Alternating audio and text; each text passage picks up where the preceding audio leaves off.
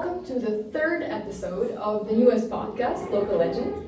My name is Havzi Nela. I am a senior at Havzi Nela High School, and I'm here with two of my very special friends. My name is Dilza Alize, and I'm also a senior at Havzi Nela High School. And I am a Brilliant Zeng, where I'm a senior too. And today we are very thrilled because we have a very special guest here with us. We have the British ambassador in Albania, Mr. Nicholas Abbott. If you can give us an introduction. Yes, hi, my name is Nick Abbott. I've been in the British ambassador here now for over 6 months. Before that, I was in Kosovo, so coming up to Kukës almost feels like going home. It's a real pleasure always to be up here and to see people. I've been coming a few times over the last 6-7 months, and it's now very nice to see familiar faces. It is very nice to see you too. Today we have prepared a few questions for Ambassador Nicholas that we hope he is excited to answer, and we hope the audience is interested to hear the answers in. Before we start, let's start with a personal question, let's say. Please. You've been in Albania for about 8 months, right? I wanted to know if you traveled here with family, or you're here alone or with family, and how do you like our country so far? So I'm here with my wife, Marcel.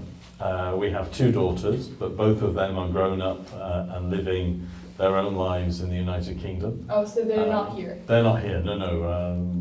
The youngest got married last year. Congratulations.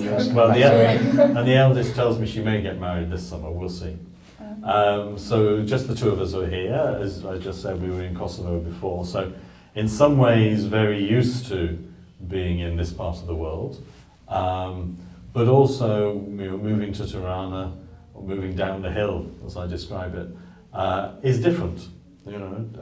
Albania is a different place with a different history, and that makes it very interesting.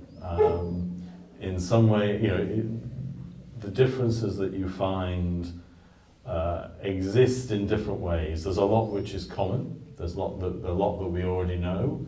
The food that people eat. The language is probably easier for me. Albanian. You do know a little bit of Albanian, right?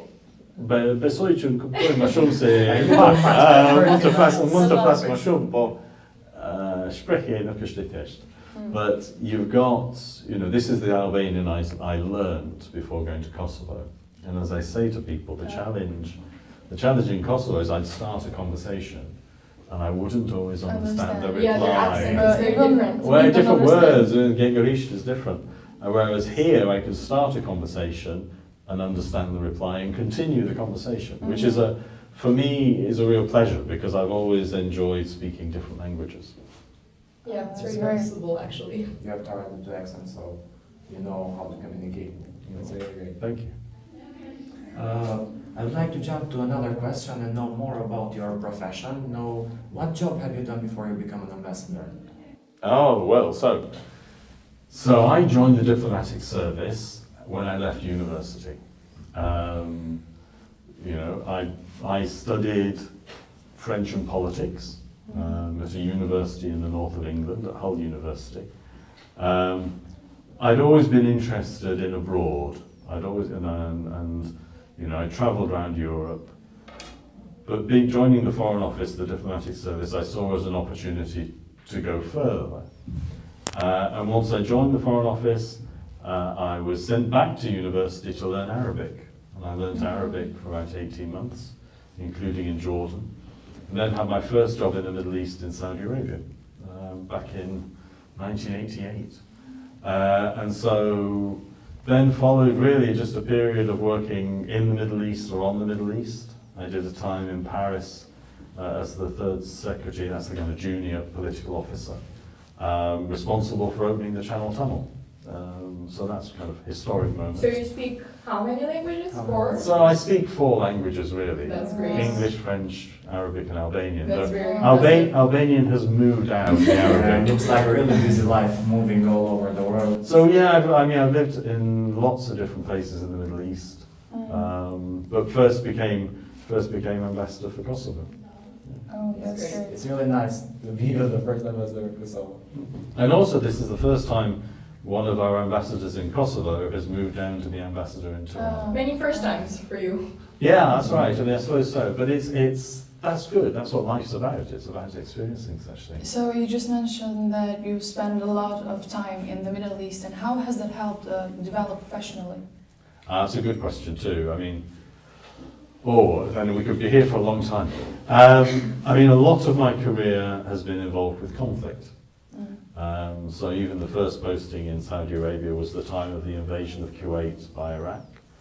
I was then, I then worked on Afghanistan, would go out to Afghanistan when we were involved militarily there.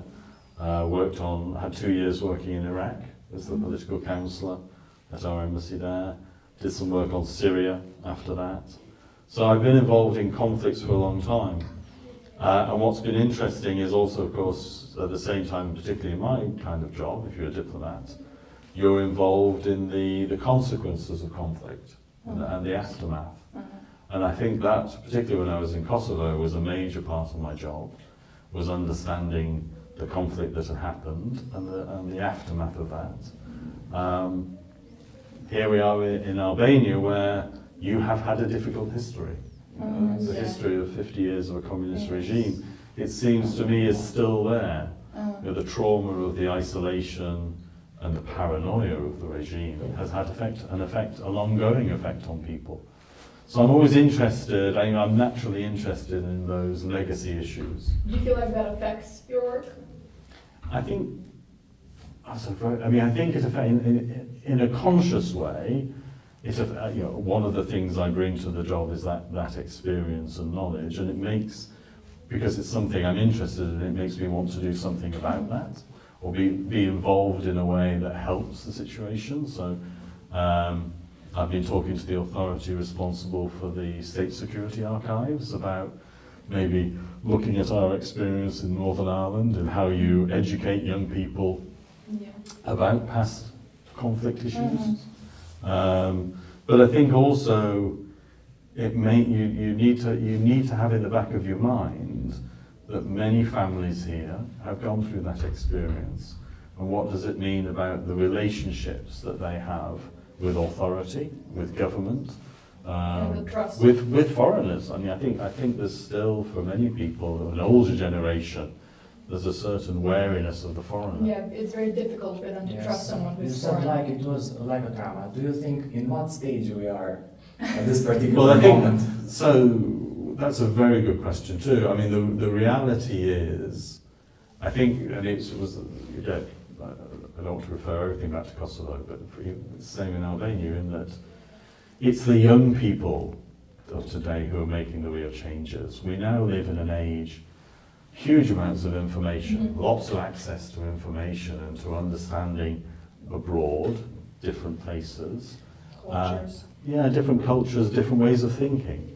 And I think that things change so quickly now because of that, that things are changing quickly. One of the things I notice as well is that people, because I think you are a young population, a young country, everybody's very focused on the future.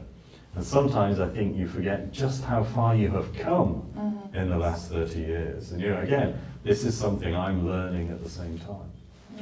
Yes, it's a change. Yeah, very big changes. And I think it's good to appreciate that. I mean, as I've just been saying at the Palace of Culture, we all know the history of migration or the current issues around migrations in Albania. But what has to be the aim is that Albania itself is part of Europe, as it is, naturally. And in a way, how do we ensure that people here want to invest in that, want to believe in that future, and believe that they can contribute to it? So what advice would you give to young people who maybe aspire to pursue a career in diplomacy or even in international relations? Well, it's always going to be slightly defined by where you are. What you need, I had thought about it for a long time, but the reality was I needed to get a job when I'm in my final year at university, because I knew my father was going to be on the telephone saying to me, "What are you doing about getting a job?" So I had to do something. So I applied for the Foreign Office, a long process. You start in the autumn and it goes all the way through, almost 9 months. So I just followed the process, and he was happy, and they offered me a job in the end. No, Do you think you continue this way or this path? I think there have certainly been moments, I mean, I've nearly done 40 years now, and there's certainly been moments when I've thought, maybe I should do something else. But actually, it's been so fascinating. And you have done many things. I've done many things, but what has been very interesting with this recent experience of changing region, you know, I'm an expert in the Middle East, but then moving to the Balkans, finding myself working in Kosovo, now in Albania, has been a discovery. And at the end of your career, it's rather nice to find that you're discovering new things, new places, new people. Albania and the Balkans, as I say very often, are not known to the United Kingdom. You know, during Empire, we avoided the Balkans as just too difficult. And in the British mindset, India and Egypt play a greater role in our consciousness. It's only in the last 10 or 15 years that Albania has started to come into that. So it's really quite, and learning the language just opened up this new history, literature, music, poetry in particular that I like and really enjoy. And it was that discovery when you're later in life is quite precious. It's very... It looks like we have discovered many cultures. Yeah, I mean, lucky. This is the you know, you're asking about diplomatic service. I think to do that, and there are many opportunities to work internationally now, in ways that didn't exist, you know, when I started my career. I think you need to be curious about people. I think you need to be interested in other people. Interested maybe in other cultures, but being interested in people brings you that. I think you do need to have an adaptability for languages. I think it really does help. People, as a diplomat, see you differently if you speak the language of their country, if you can communicate in that language. Because it's not just a thing of respect in that you've got somebody, understand each other better. but you just understand little things, different things. Yeah, I think maybe it is about that. Maybe it's about emotional intelligence that you can bring to the job. Well, actually, I have two questions Please. back to back. The most important one is that you've been in Kukës numerous times, right? But Yes, I have. this is also the second time, I believe, that you've been at our high school. Yes. So the first question is, how is your experience with Kukës and our high school the first and second time? Okay. And a question I cannot let slide. You said that you really like poetry, so I just wanted to know if you have maybe like an Albanian author that you like more, or something in that Okay, so sense. the very simple one is this, I mean, the simple one is my favourite poem is Chayupi's Numadeo. Really? Because I think, I mean, the poetry, the words are beautiful. You know, the rhythm of the poem is beautiful, and obviously the language. But I think there's also something about the fact that he wrote that as an exile, living in Egypt, and that he died as an exile. You know, there's a sadness, a poignancy about that that carries through in the poetry. So I think that for me is a very special one. Perhaps also as a nomad. As somebody who has spent most of his life away from home. Yeah, there's something in it that You speaks. understand it, Spain. Yeah, maybe there is something. Although, yeah, I think the question, you know, there is a question always for me, as that nomad, is would I have really been able to spend my life just living in the United Kingdom? I don't think so. I know, you know, You need something more. well, I've always been curious about what is on the other side of the hill. You know, what is there over there? As a child, I was very interested in maps, of looking, because a map can tell you about somewhere far away. And I would look at an atlas, and I'd look at these parts of the world I had no idea about, and I'd be curious about them. And still am. I like maps. So the school, well, the big difference is when I first came here, I was speaking in front of this huge room full of people. Many people. There were a lot of people, and it felt, that was my first visit, and it felt, you know, I'm trying to learn and understand a whole load of new things. And so you've got this big room full of young people, and you're wondering how do I communicate, what do I say? Sitting with you today is much more personal and much more immediate. So it's interesting. So it's an interesting contrast. That's great. Yes, you have visited Kukës and you know the opportunities that are given to us. I would like to know from your perspective, what do you think of these opportunities? I think the honest answer is they're never going to be enough. I think this is a big challenge. See, this is a big challenge for the North. You know, there is the challenge of geographical distance from the centre. And as we all know, Tirana is becoming this big city which attracts everything and everybody. Yeah, that's right. It is a bit of a metropolis. Not quite Gotham City, but it's on the way. Close. Yeah, so I think there is something around economic development in Albania, and it's the kind of conversation I have with, you know, the Minister for Local Government and others, Minister for Infrastructure, about how do you, I mean, essentially, how do you develop the country more broadly, more widely, so that all elements of the country are developing. It's a challenge. You know, this Albania's economy is relatively strong in the region, but in the wider European region, obviously not that strong. This is one of the poorest areas. Yes. And I think there really is a need for people to recognise that. You know, the British government, the UK can do something, but it isn't. It's really about a much bigger effort, maybe from international partners in part, but also from the Albanian government itself. So, you know, one of as I do, I mean, I say this when I give speeches, but I do try and be a champion for the North. Because I think. Do you think our government is doing the right job to develop this part? You're asking me a difficult question when there's an election campaign Putting going you on on. the spot. Let's put it this way. All I can do is encourage every government, Albanian government, to do more in the North. So what do you think are some of the difficulties the Albanian youth has to face today, and how do these ones in Albania differ from the ones in the UK? Well, that's a very good question as well. I mean, I'm not sure I could probably claim to know young people in this region more than I know young people in the UK. My daughters are growing up, you know, so they're beyond that. I think in today's society there are some real challenges for young people. You know, all of our economies are not doing as well as they have in the past. There are huge expectations created by family, by society, by peers. You know, a lot, Like a weight on our shoulders. yeah, I think so. I think the expectations are very high, and that makes it tough.